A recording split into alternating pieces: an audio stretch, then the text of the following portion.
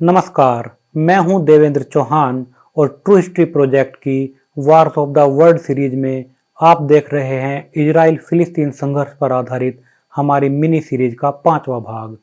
पहले अरब इजराइल युद्ध की शुरुआत अरबों और यहूदियों के बीच जिस गृह युद्ध से हुई थी वो लगातार हिंसक होता जा रहा था। हालात कूटनीति और युद्ध दोनों मोर्चों पर तेजी से बदल रहे थे। मार्च के महीने में एक और जॉर्डन और ब्रिटेन के बीच वेस्ट बैंक को लेकर गुप्त समझौता हुआ और फिर ब्रिटेन की संसद ने 15 मई तक फिलिस्तीनी मैंडेट समाप्त कर इस इलाके से निकलने का प्रस्ताव पारित किया, तो दूसरी ओर अमेरिकी राष्ट्रपति हैरी ट्रूमैन ने यहूदी नेता और वैज्ञानिक चैम वीजमान से अमेरिका में गुप्त भेंट कर उन्हें भरोसा दिलाया कि अमेरिका नए बनने वाले यहूदी राष्ट्र की हर संभव मदद करेगा। इसके बाद 1 अप्रैल को चेकोस्लोवाकिया से नोरा नाम का जहाज हथियारों की पहली खेप में 4500 राइफल, 200 हल्की मशीन गन और 50 लाख कारतूस लेकर हाइफा बंदरगाह पर उतरा, जबकि 200 राइफल और 400 मशीन गन हवाई जहाज से तेल अवीव पहुंची। देर यासीन गांव में 100 से ज्यादा मुस्लिम नागरिकों की हत्या के अगले ही रोज अरब लीग के सम्मेलन में लेबनान और सीरिया ने तुरंत यहूदी इलाकों पर चढ़ाई की हिमायत की। मिस्र के प्रधानमंत्री महमूद अल नोकराशी पाशा तुरंत यहूदी बस्तियों पर हमले के खिलाफ थे, लेकिन मिस्र के बादशाह फारूक का मानना था कि अगर मिस्र इस लड़ाई में भाग नहीं लेगा तो जॉर्डन के शाह अब्दुल्ला को मुस्लिम उम्मा का सबसे बड़ा नेता बनने का मौका मिल जाएगा। उधर जॉर्डन के शाह अब्दुल्ला का कहना था कि 14 मई को ब्रिटिश सेना की वापसी के बाद ही हमला करना ठीक होगा। जॉर्डन ने 10,000 सैनिकों की एक फौज इस आने वाली लड़ाई के लिए तैयार की थी, जिसे अरब लीजन का नाम दिया गया था। साथ ही इराक भी ट्रांस जॉर्डन इलाके में एक ब्रिगेड भेजने के लिए तैयार था। देर यासीन के 4 दिन बाद एक तरह से बदले में 13 अप्रैल को सैकड़ों अरबों ने 13 ब्रिटिश सैनिकों के सामने जेरूसलम के हदसा अस्पताल की ओर जा रहे एक काफिले पर हमला कर 79 यहूदियों की हत्या कर दी, जिसमें बहुत से मरीज, नर्स और डॉक्टर्स भी शामिल थे। 21 अप्रैल को ब्रिटिश सरकार ने अचानक समुद्र तटीय शहर हाइफा से अपनी फौज को हटा लिया, जिससे इस पूरे क्षेत्र में यहूदियों और मुसलमानों के बीच लड़ाई खुले तौर पर शुरू हो गई। यहूदियों ने प्लान दालेत के तहत पश्चिम में समुद्र तट पर हाइफा और जाफा, उत्तर में गलीली क्षेत्र में सफेद और टाइबेरियस, मध्य में जेरूसलम और अर्रमला के क्षेत्रों में गांव और शहर में फिलिस्तीनी लड़ाकों का सीधा मुकाबला करना शुरू कर दिया और इन इलाकों से बड़ी संख्या में फिलिस्तीनी नागरिक अपना घर बार छोड़कर मुस्लिम कब्जे वाले क्षेत्रों की तरफ भागने लगे। इस तरह संयुक्त राष्ट्र संघ में वोटिंग से इजराइल की स्थापना के बीच के 5.5 महीनों में जो गृह युद्ध हुआ, उसके कारण एक और फिलिस्तीनियों को घर बार छोड़कर शरणार्थी बनना पड़ा था, तो दूसरी ओर यहूदी एक सेना की तरह लड़ने में और अपनी जमीन बचाए रखने में कामयाब रहे थे। फिलिस्तीनी लोगों की अपनी सेना अल जिहाद और अरब कबाइलियों की सेना अरब लिबरेशन आर्मी की हार के बाद अब अरब लीग के पास खुली लड़ाई के अलावा कोई चारा नहीं था। इन 5.5 महीनों में यहूदी सैनिकों ने 4 बड़े शहर टाइबेरियस, जाफा, सफेद और हाइफा अपने कब्जे में ले लिए थे, जबकि फिलिस्तीनी शरणार्थी समरिया, गलीली, माउंट हेब्रोन और गाजा के साथ जॉर्डन, लेबनान और सीरिया में बड़े बड़े तंबुओं में रहने लगे। गांव दर गांव और शहर दर शहर हो रही इस खाना जंगी के दौरान अरब नेतृत्व समझ गया कि अकेले फिलिस्तीनी कबायली यहूदियों को नहीं हरा सकेंगे। सबसे पहले 26 अप्रैल को जॉर्डन की संसद में फिलिस्तीनी इलाके में फौज भेजने की आधिकारिक घोषणा की गई और यहूदियों से कहा गया कि वो शाह अब्दुल्ला के निजाम में रहने के लिए तैयार रहें। यहूदियों ने जाहिर है इसे युद्ध की घोषणा के तौर पर लिया और पश्चिमी देशों से कहा कि वो कूटनीति के सहारे शाह अब्दुल्ला को युद्ध से दूर रहने के लिए मनाएं। लेकिन 30 अप्रैल को शाह अब्दुल्ला को अरब सेनाओं का कमांडर इन चीफ घोषित कर दिया गया, जबकि इराकी जनरल अल्दीन नूर महमूद को चीफ ऑफ स्टाफ बनाया गया। 4 दिन बाद इराक से एक मैकेनाइज्ड इन्फेंट्री, एक टैंक रेजिमेंट और 24 तोपें जॉर्डन के शहर मफराक पहुंच गई, जबकि मिस्र से 2 ब्रिगेड साइनाई के रेगिस्तानी इलाके और गाजा के पास जमा हो गई। जॉर्डन की अरब लीजन पहले ही फिलिस्तीन की सीमाओं पर खड़ी थी। युद्ध की इन तैयारियों के बीच कूटनीति के प्रयास भी जारी थे। शाह अब्दुल्ला के अरब सेनाओं का कमांडर इन चीफ होने के बावजूद यहूदी राष्ट्र की घोषणा से कोई 4 दिन पहले यहूदी नेता गोल्डा मेयर और हगनाह की गुप्तचर सेवा के प्रमुख एजरा दानिन जॉर्डन के शाह अब्दुल्ला के साथ एक गुप्त वार्ता के लिए जॉर्डन की राजधानी अम्मान पहुंचे। शाह अब्दुल्ला फिलिस्तीनी क्षेत्र के वेस्ट बैंक इलाके को अपने राज्य में मिलाना चाहते थे, जिसके लिए उन्हें यहूदियों और ब्रिटिश दोनों का गुप्त समर्थन प्राप्त था। लेकिन देर यासीन हत्याकांड और अरब शरणार्थियों की लंबी लाइन के बाद अरब देशों में जो माहौल था, उसके दबाव में जॉर्डन आने वाले युद्ध से अलग रहने का वायदा नहीं कर पाया। उधर जैसे जैसे नए यहूदी राष्ट्र की घोषणा की तारीख पास आ रही थी, अरबों के हमले ज्यादा हिंसक हो रहे थे।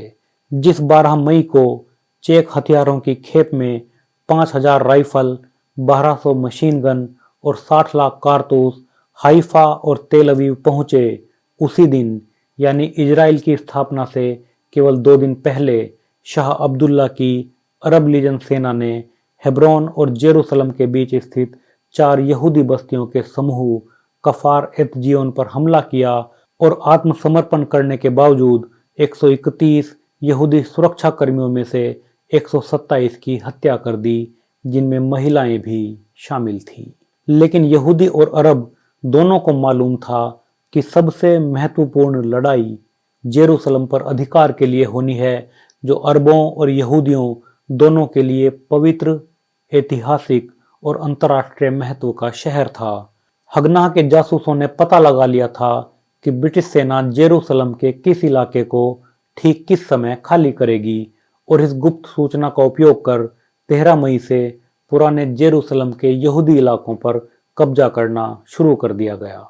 अगले दिन सुबह 4 बजे यहूदी सैनिक जेरूसलम की कई नागरिक इमारतों जैसे पोस्ट ऑफिस और रशियन चर्च में घुस गए, और इस अचानक हमले से भौचक के अरब सैनिकों ने बिना लड़े ही हथियार डाल दिए। उधर हमले से 3 दिन पहले शाह अब्दुल्ला ने आक्रमण की योजना में कई बदलाव किए। इन बदलावों की जानकारी जेरूसलम स्थित फ्रेंच कॉन्सुलेट ने तुरंत यहूदी जासूसों को दे दी। बेहतर हथियार और बड़ी सेना के बावजूद युद्ध की शुरुआत से ठीक पहले के आखिरी लम्हों में अरब देशों को हार का डर सताने लगा, और उन्होंने ब्रिटेन से अपील की कि वो अभी 1 साल और फिलिस्तीन में अपनी सेना रखे। इस समय अरब सेनाएं हथियार और संख्या बल में यहूदियों से बेहतर थी, लेकिन ब्रिटिश अधिकारियों का अनुमान था कि अरब लीजन के अलावा कोई अरब फौज आने वाले युद्ध के लिए तैयार नहीं थी। दूसरी तरफ मिस्र के सैनिक अधिकारियों का कहना था कि वो एक सैनिक परेड की तरह आगे बढ़ेंगे और 2 हफ्ते बाद तेल अवीव उनके हाथों में होगा। अरब लीग के महासचिव अजम पाशा का कहना था कि जब यहूदियों से अरबों का मुकाबला होगा तो अरब सेनाएं यहूदियों का ऐसा नरसंहार करेंगी जो मध्यकाल की क्रूसेड्स और मंगोलों द्वारा किए गए सामूहिक नरसंहार की तरह याद किया जाएगा। लेकिन अरब सेनाओं की युद्ध की तैयारी का आलम यह था कि उनके पास फिलिस्तीन के नक्शे तक नहीं थे। इसके अलावा अरब देशों के अपने अलग अलग लक्ष्य भी थे। जॉर्डन के शाह अब्दुल्ला की नज़रें जेरूसलम और वेस्ट बैंक पर थी, तो मिस्र के बादशाह फारूक गजा और साइनाई पेनिनसुला सहित पूरे दक्षिणी फिलिस्तीन को अपने राज्य में मिलाना चाहते थे। इराक में 13 साल के बादशाह फैसल द्वितीय के नाम पर राज कर रहे रीजेंट अब्दुल्लाह का इरादा पूरे फर्टाइल क्रिसेंट को इराक में मिलाने का था, जबकि सीरिया और लेबनान उत्तरी फिलिस्तीन के इलाकों पर नजर गड़ाए बैठे थे। इसीलिए बाहरी एकता के बावजूद ये तय किया गया कि सब अरब देशों की सेनाएं अपने अपने तय इलाकों में एक दूसरे से आज़ाद रहकर लड़ेंगी। साफ था कि बाहरी दिखावे के बावजूद मुस्लिम देशों के आपसी मतभेद बहुत गहरे थे। लेकिन युद्ध के जिक्र से पहले बात सेनाओं के संगठन, संख्या बल और हथियारों की। सेना के संगठन में यहूदी अरबों से कहीं आगे थे। उनका सबसे बड़ा और महत्वपूर्ण सैन्य दल था हगनाह, जो 1920 में बनाया गया था। 1947 में हगनाह की मोबाइल यूनिट हिश में 2000 सैनिक और 10,000 रिजर्व फोर्स थी, जबकि इसकी इलीट यूनिट पलमाख में 2100 सैनिक और 1000 रिजर्व फोर्स थी। साथ ही हगनाह के पास एक गार्ड कोर भी थी। इसके अलावा 3000 सैनिक इरगुन और लेही जैसे हथियारबंद दस्तों के लिए काम कर रहे थे। दिसंबर 1947 में अनिवार्य सैनिक सेवा या कॉन्स्क्रिप्शन लागू करने के बाद यहूदी सैन्य क्षमता तेजी से बढ़ने लगी। मार्च 1948 तक 21,000 नए सैनिक ट्रेनिंग के बाद यहूदी सेना में भर्ती किए जा चुके थे और यहूदी 35,000 सैनिकों को तैनात कर चुके थे। लेकिन इन 35,000 सैनिकों के पास केवल 20,000 राइफलें थीं। हथियारों के गुप्त समझौते के बावजूद अभी चेकोस्लोवाकिया से हथियार आने शुरू नहीं हुए थे। दूसरी ओर अरबों को संख्या बल, हथियार, सैनिक बजट और ट्रेनिंग में शुरुआत में यहूदियों पर एक बढ़त हासिल थी। यहूदियों के पास कोई लड़ाकू विमान, तोप, टैंक या नौसेना नहीं थी, पर जैसे जैसे युद्ध आगे बढ़ता गया, यहूदी सेना ने संख्या बल, हथियार, सैनिक बजट और ट्रेनिंग में पहले अरबों की बराबरी की और फिर उनसे आगे निकल गए। युद्ध के 12वें दिन 26 मई 1948 को इजराइल ने सभी रक्षा दलों को मिलाकर इजरायली सेना यानी इजराइल डिफेंस फोर्स या IDF का गठन कर लिया। अगर हथियारों की बात करें तो सितंबर 1947 तक हगनाह के पास 10,489 राइफलें, 702 लाइट मशीन गन, 2666 सब machine gun, 186 medium machine gun, 672 2 inch mortar और 92 3 इंच मोर्टार थे।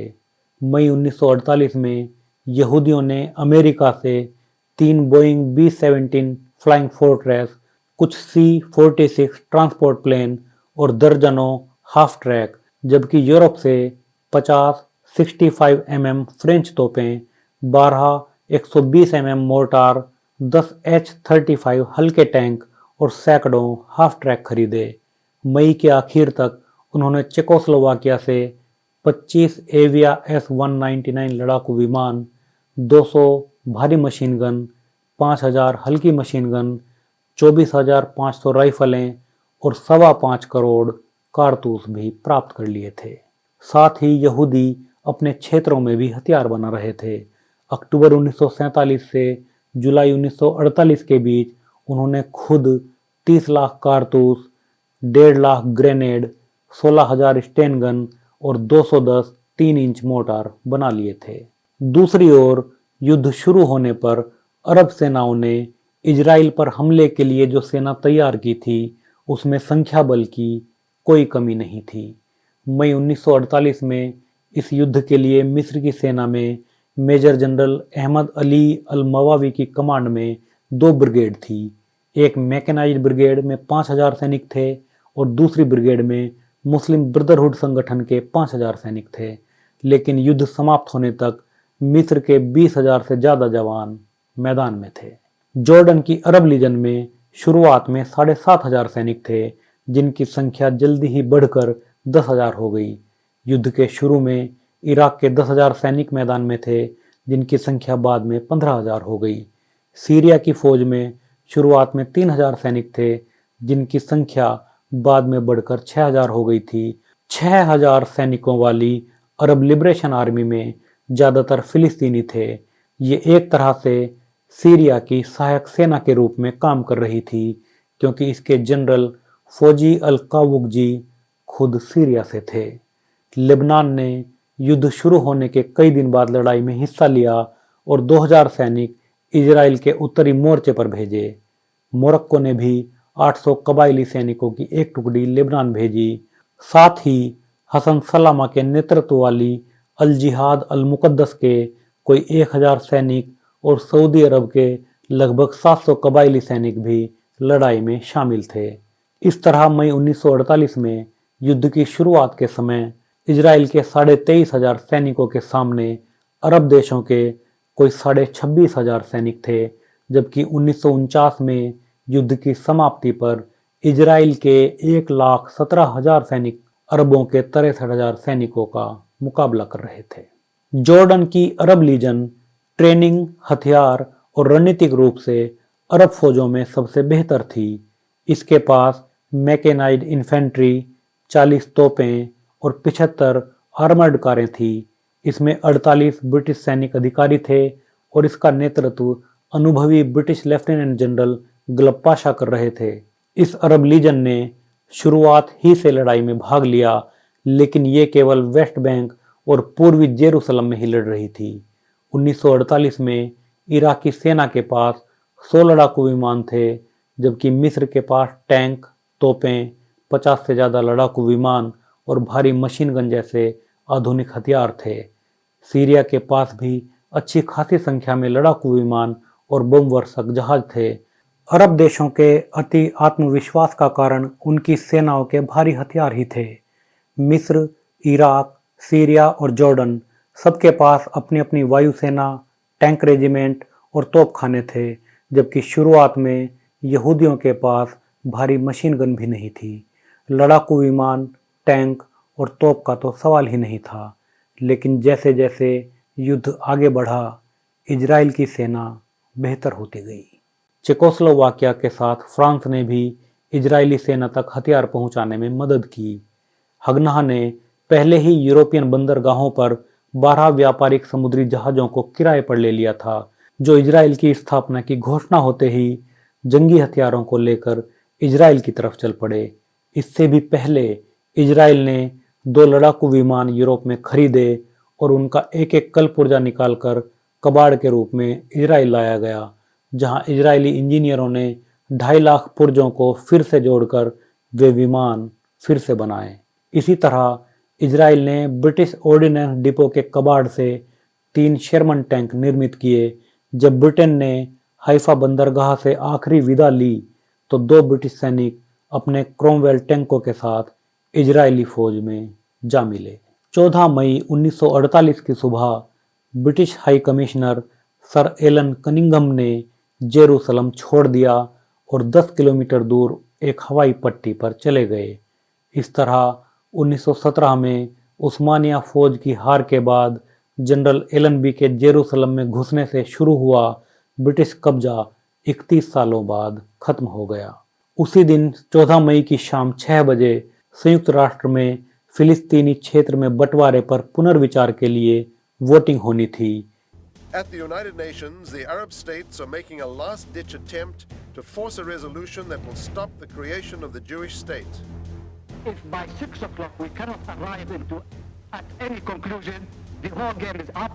इससे बचने के लिए डेविड बेन गुरियन ने यहूदी राष्ट्र की घोषणा के लिए रात को होने वाली सभा को दोपहर बाद ही बुला लिया और शाम 4 बजे इजराइल की स्थापना की घोषणा हो गई।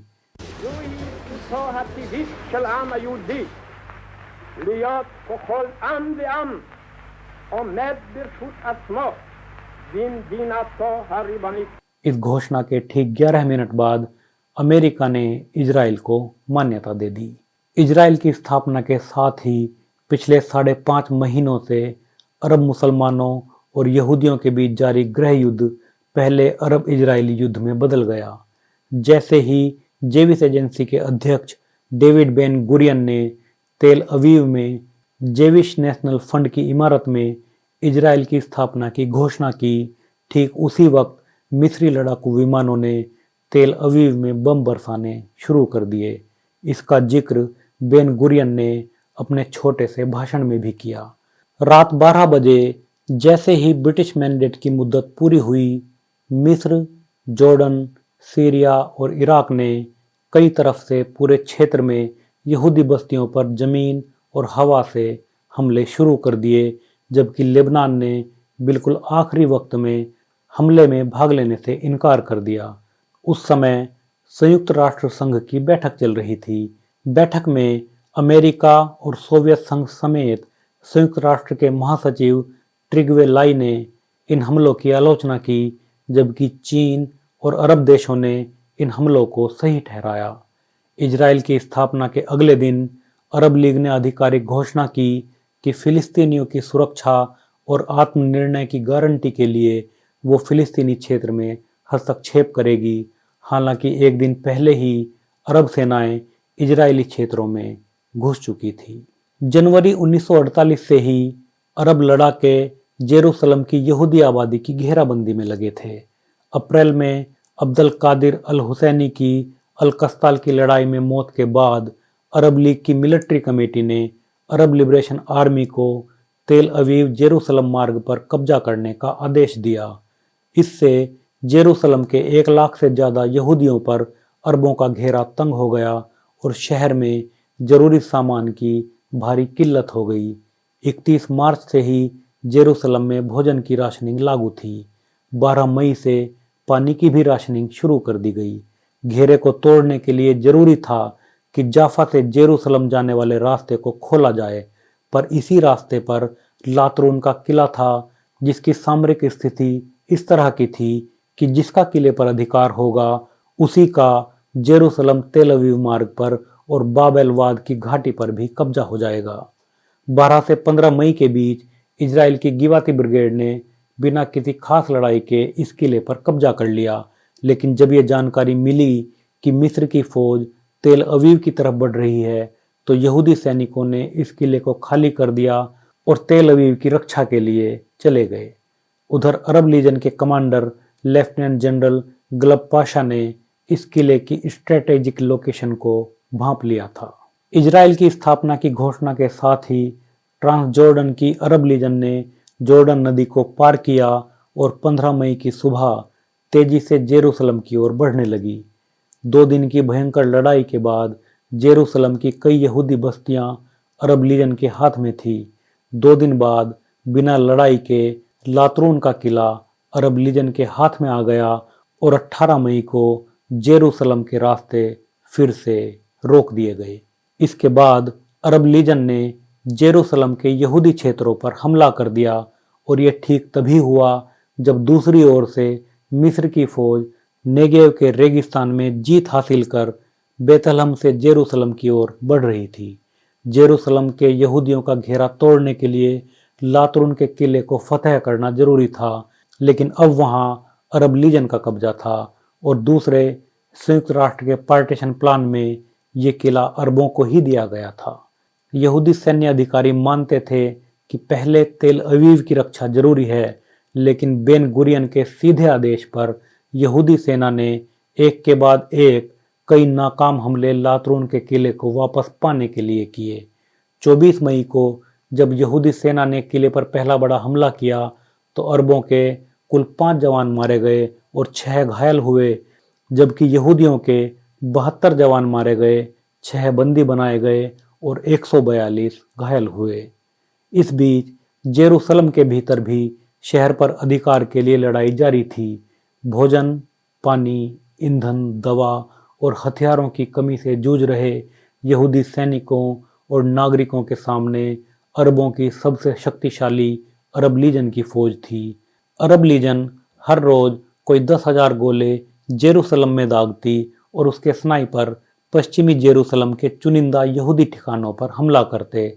अरब लीजन ईसाइयों के नोट्रे डेम मठ के इलाके पर कब्जा करने में नाकाम रही, लेकिन 13 दिन लंबी और खूनी लड़ाई के बाद अरब लीजन के मेजर अब्दुल्ला अल तैल ने 28 मई को पुराने जेरूसलम के जेविस क्वार्टर इलाके पर कब्जा कर लिया। मुस्लिम सैनिकों ने यहूदियों के प्रमुख प्रार्थना स्थल हुरवा सिनागोग को बम लगाकर उड़ा दिया और यहूदी नागरिकों और हगनाह के सैनिकों को बंदी बना लिया। इसके अगले दिन लातरून के किले पर यहूदी सेना का दूसरा हमला भी नाकाम हो गया, लेकिन इस हमले के दौरान 29 मई को इजरायली सेना ने गांवों को जोड़ती एक ऐसी पगडंडी ढूंढ ली जिस पर सड़क बनाकर जेरूसलम तक रसद पहुंचाई जा सकती थी। इस समय जेरूसलम के यहूदियों के पास राशन की सख्ती के बावजूद केवल 10 दिन का भोजन बचा हुआ था। तुरंत इजराइल के इंजीनियरों, सैनिकों और मजदूरों ने इस सड़क पर दिन रात काम करना शुरू किया। इस सड़क को बर्मा रोड का नाम दिया गया। इसे बनाने वाले मजदूरों पर किले से दिन रात गोलाबारी और स्नाइपर फायर होता रहा, फिर भी सड़क बनने का काम जारी रहा। 10 जून को इस सड़क से जेरूसलम को रसद पहुंचना शुरू हो गया और आखिरकार 14 जून को सड़क पूरी तरह बनकर तैयार हो गई। इसके साथ पानी और तेल की पाइपलाइन भी बिछाई गई थी। इस तरह 11 जून को पहला युद्ध विराम लागू होने पर जेरूसलम अरब लीजन के हाथों में था, लेकिन यहूदी बस्ती को रसद पहुंच रही थी। लातरून के किले पर इजराइल की हरेल ब्रिगेड ने कुल 23 हमले किए, लेकिन तमाम हमलों के बाद भी यहूदी इस किले को अरबों से नहीं छीन सके। इन हमलों में इजराइल के 586 सैनिक मारे गए, जबकि जॉर्डन की सेना के केवल 90 सैनिकों की मौत हुई। इसका असर ये हुआ कि जेरूसलम का घेरा जारी रहा। हालांकि यहूदी सेना किले के आसपास के गांवों को जीतने में कामयाब रही।